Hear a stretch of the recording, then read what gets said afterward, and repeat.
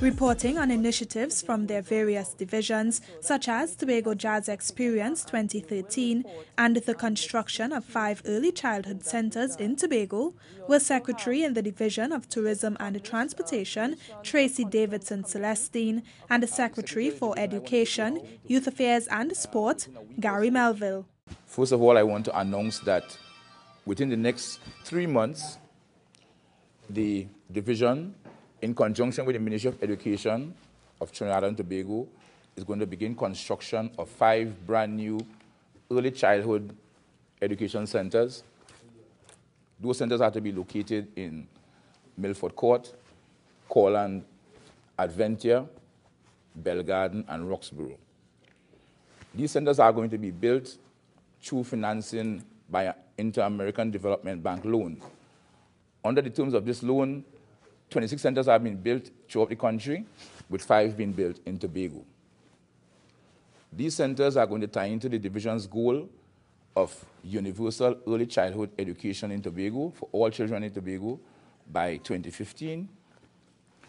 And as part of that process, the division will be working with the Ministry of Education, with tutor, and with the various early childhood educators in Tobago to upgrade the terms and conditions under which those teachers work. We intend to provide fair compensation to all ECCE teachers based upon their respective level of qualification. We will also be working with the private centers, the private ECCs, the private early childhood care centers, to ensure that their infrastructure and facilities are up to standard so that the children that go there can have the best quality early childhood education, because we recognize that that is very important in building the foundation for their later transition to primary school and the rest of the education system.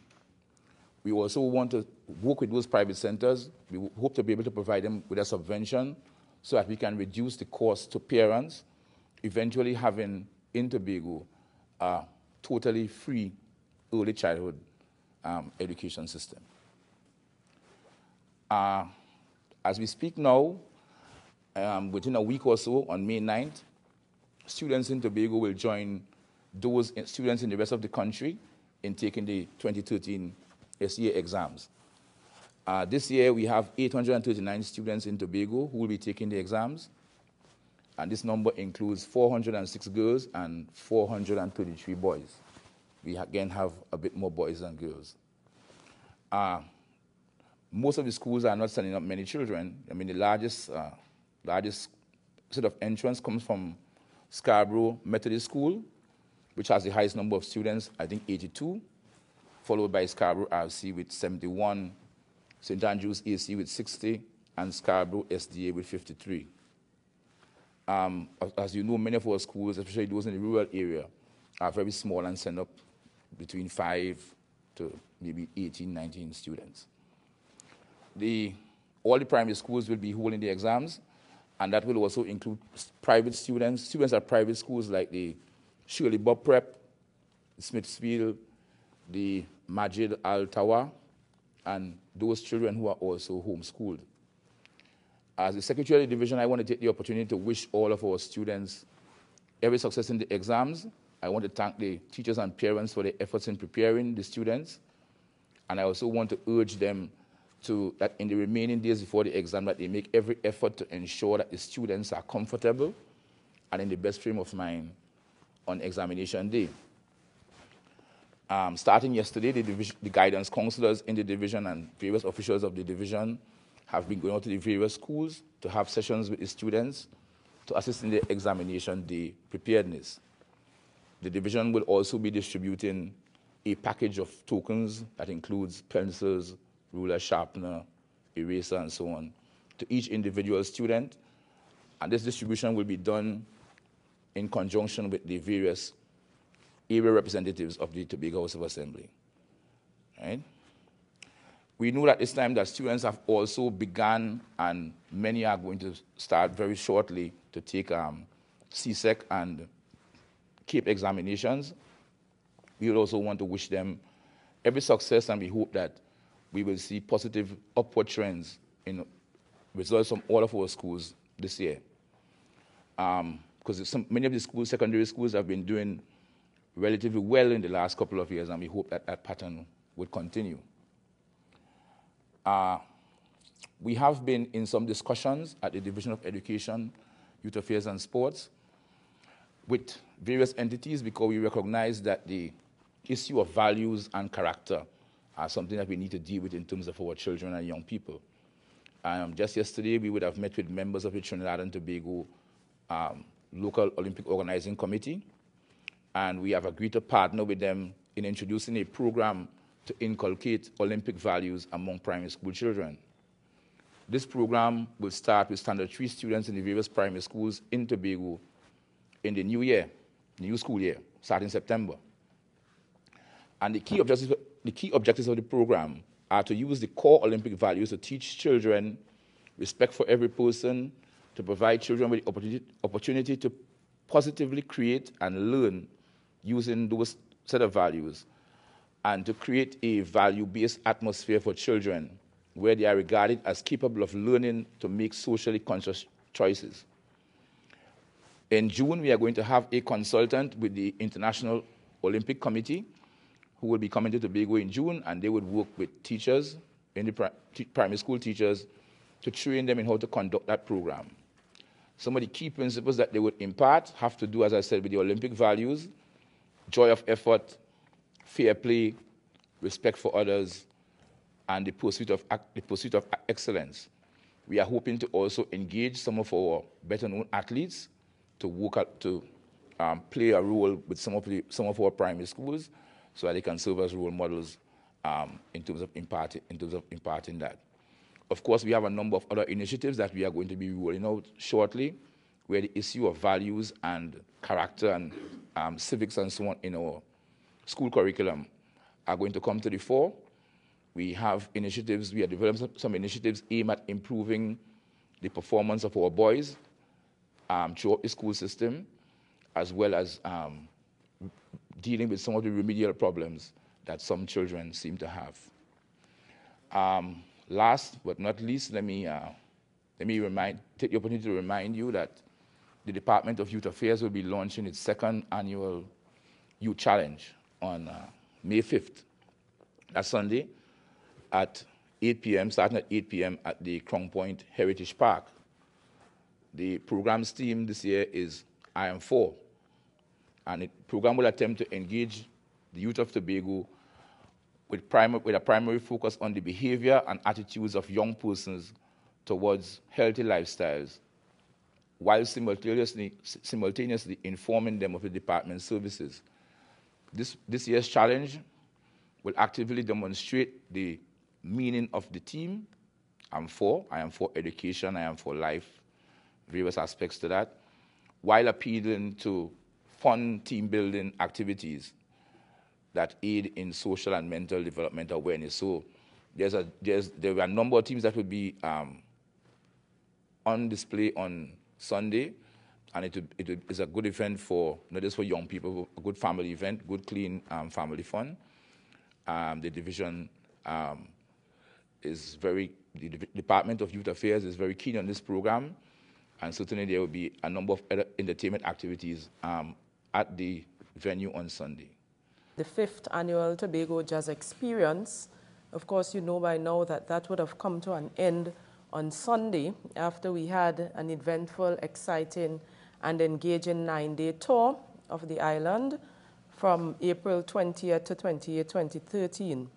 And you would have been witness to different community jazz activities, Speyside, Signal Hill, Scarborough, Castara, and of course, and at Pigeon Point, and those would have attracted thousands of locals and visitors alike. And we had very positive performances from people like Arturo Toppin or local acts, as well as those who would have come from our international shores. And a key point in the Tobago Jazz Experience would have been the collaborative approach between the Division of Tourism and Transportation and also the different communities who would have benefited tremendously from each village activity. And they were able to not only generate revenue and income in terms of their particular exercise, but they were key to the staging of the different jazz activities. Also, we had the educational component, which we have dubbed the Edu Jazz Workshop. And of course, that was yet again another successful event, as we saw dozens of students participating at the Goodwood High School and also at the Bishop's High School, with a view to understanding more about jazz and, of course, interacting with different veterans who are in the business of jazz. And so I want to use the opportunity to congratulate the different members of staff of the Division of Tourism and Transportation, the residents of the respective communities who would have worked tirelessly to ensure that Jazz 2013 was implemented successfully. Of course, we had some challenges with the weather, but despite the challenges, the performances were well received, and we saw thousands of persons visiting not only from Tobago, but also from our neighboring Caribbean, our neighboring Trinidad as well. Going forward in terms of the jazz, what we will be looking at is an evaluation to see whether we have been achieving the bigger objectives as set out by the Executive Council. And we will also be looking towards whether there will be other collaborations with other communities, so to speak. And so those are some of the areas that we will be focusing on in terms of Jazz 2014. Also, we have spoken about the component of more research, more surveys coming out of the jazz, so that first and foremost we can have a gauge from those people who are a part of the jazz festival, so to speak. Now that the jazz festival is over, we will be moving to the Tobago Culinary Festival 2013. And of course, you know that the Division of Tourism and Transportation has been engaged in a number of different activities, a number of different programs, with the aim of bringing visitors to our shores. We focus on the international tourist arrivals, and we also focus on the domestic tourist arrivals as well. And while we have objectives in terms of different targets, we also have different programs that we put out from time to time for those persons to be a part of. And the Culinary Festival activity, like the Jazz Festival, is one of those activities that are aimed at bringing people to Tobago shores, and also to witness the tradition, the history, the culinary flavors coming out from the Tobago populace. And so this event is likely to take place on May 26th, again at the beautiful and scenic Pigeon Point Heritage Park. And there will be quite a number of different representation, both from the restaurants throughout Tobago, from the residents of different communities, and also from different hotels who would use the opportunity to showcase their cuisine. And one element that is well received in that culinary festival is the chef competition, so to speak. I want to move now to the division's focus for the rest of the up to September 2013 and also beyond that.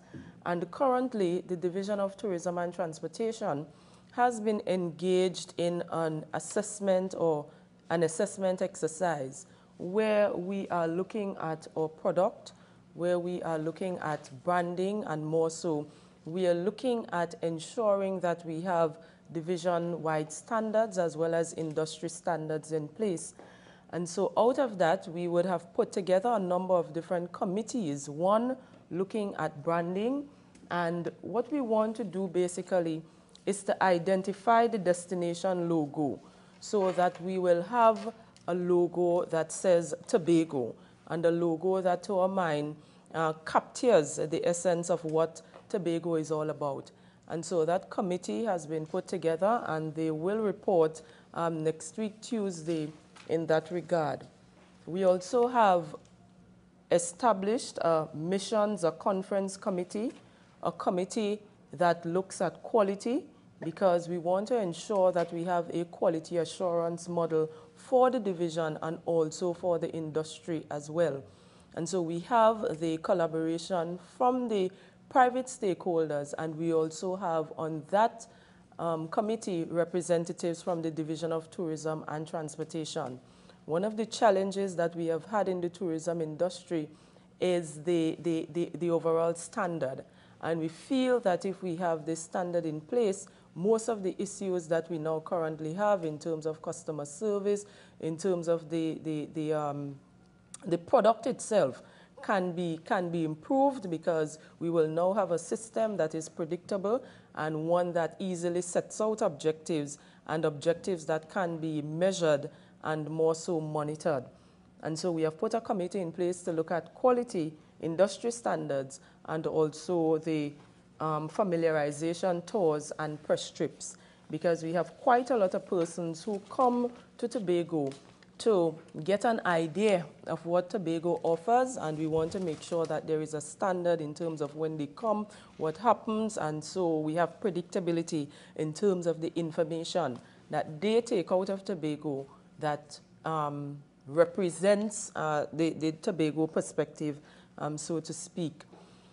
I also want to mention that apart from the different committees and apart from the hosting of signature events, the Culinary Festival, and also the Jazz Fest, the division is very committed to increasing the visitor arrivals on our shores, both domestic and also international.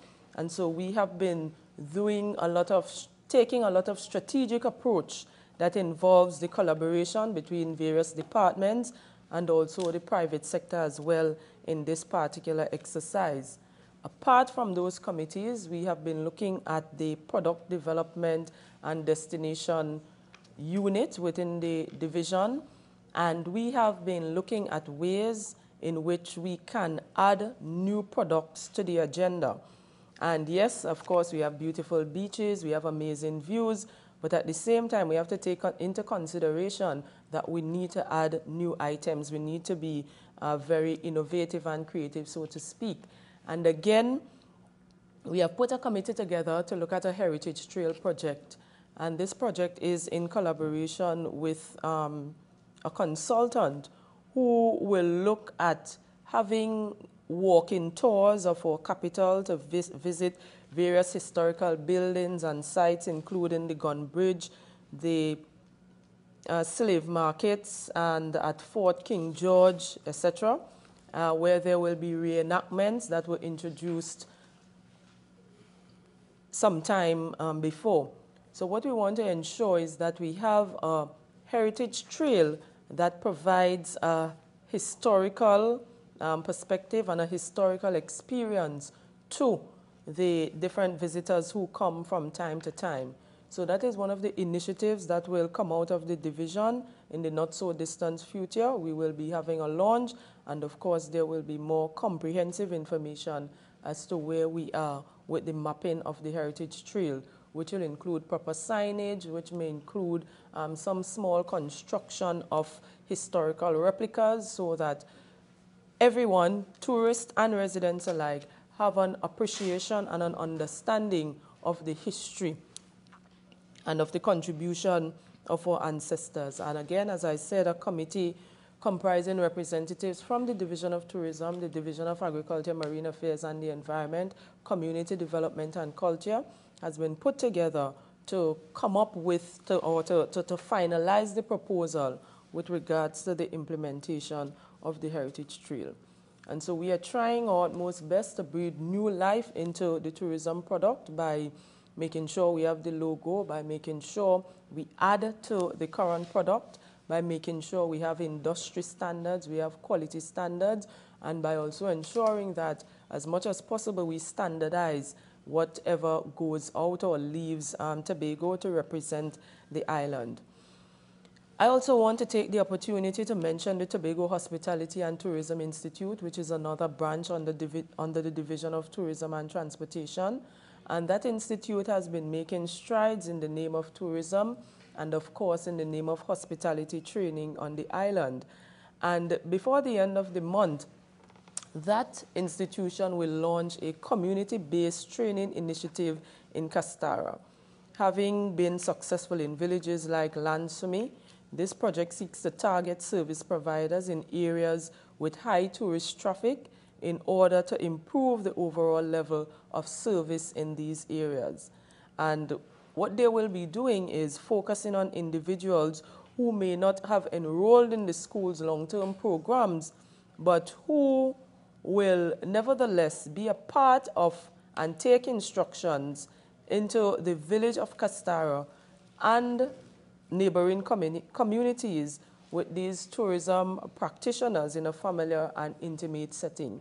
So the point I'm making here is that the Institute will be taking practitioners into these communities where they have high visitor traffic with the aim of providing skill sets, with the aim of providing training to these persons who are involved in the tourism industry. And as I said, one of the things we're trying to do is to ensure that there is proper training, that there is proper education, and more so that there is standardization so that we have some predictability in terms of what is provided to the visitors in terms of their experience. Also, the THTI will also facilitate apprenticeships for the German students who will travel to Tobago to intern with local tourism practitioners. And this program will, of course, further expand the school's international reach. You know that we have been trying to have international relationships with a number of different universities and, of course, with a number of different agencies. The most recent one being the Canadore College and also the Nigerian experience, where we have approximately 50 persons, 50 students from Nigeria participating in the THTI's program. And so what we are doing now is to tap into the German market and to have local tourism practitioners come here to further expand the school's international reach.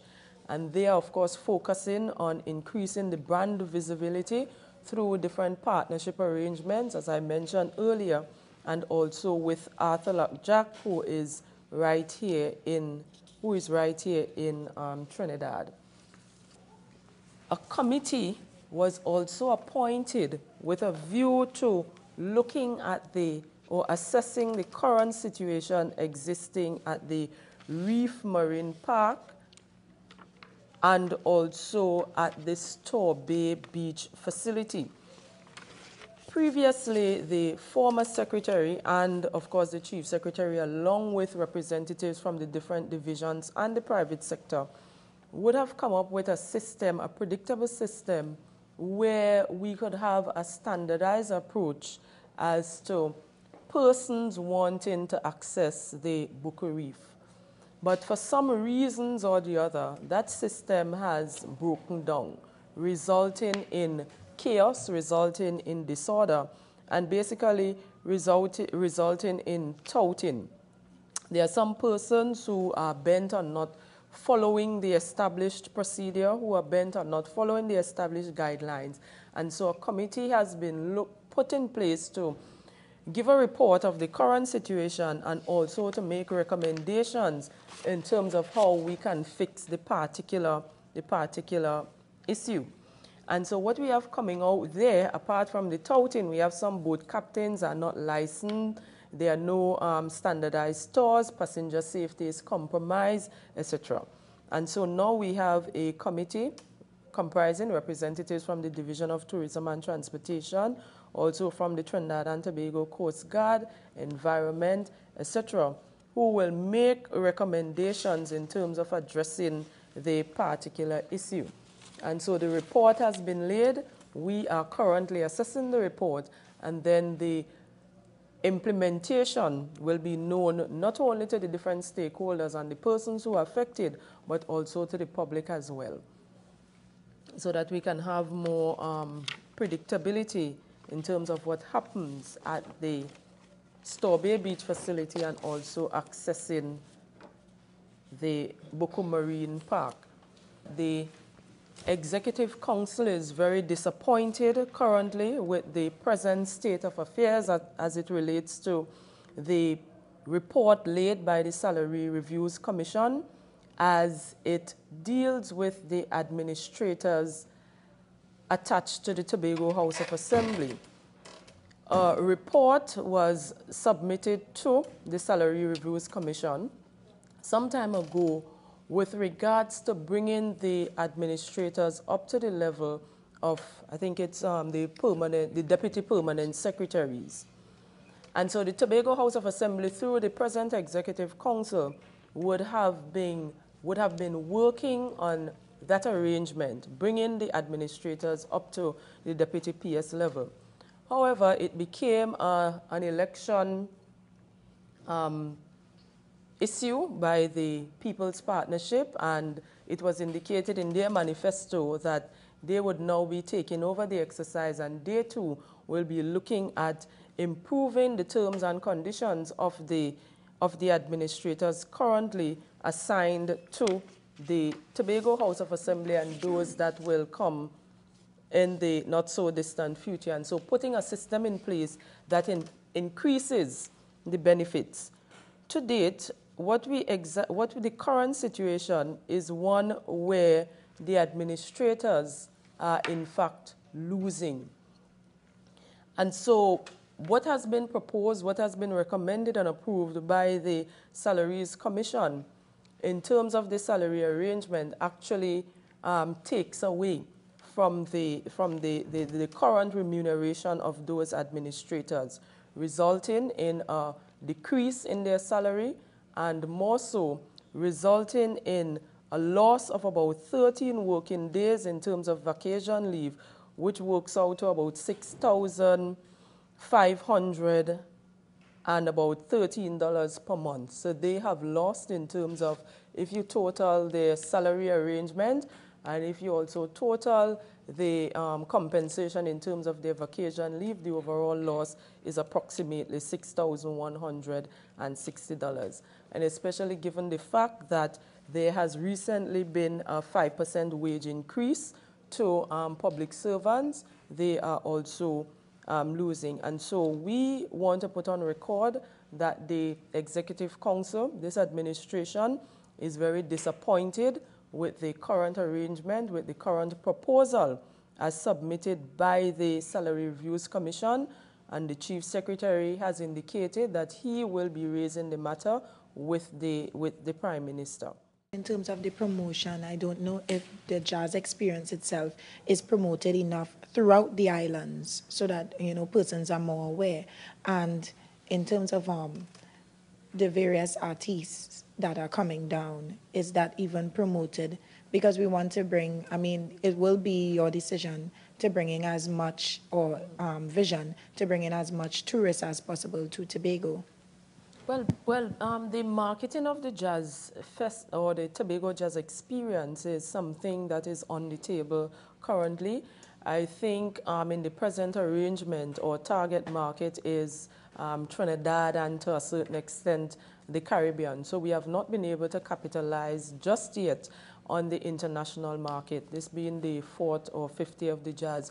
And so for the 6th year going forward, what we want to do is whenever we have those international missions or those international assignments that seeks to market the destination, that seeks to promote the destination, we want to ensure that jazz is a part of the arrangement. As you're on the Jazz Festival and the issue of the rain, well, with the Shaw Park Cultural Complex, looking at, I don't know if you all thought about alternatives, but would a completed Shaw Park complex add an option in terms of if there's rain? Well, I don't think so, you know, because I think what is unique about Pigeon Point is the space, the outdoor vibe, that environment, you know, the beach is right there, the sand is right there, and so it brings a different experience together. I am not so sure if jazz is something that is supposed to be kept under a facility like Shaw Park, but maybe there are different schools of thought, and if that is a possibility, we definitely take it into consideration. Thank you for tuning in to another Tobago House of Assembly's Post-Executive Council Media Briefing for the week ending May 5th, 2013.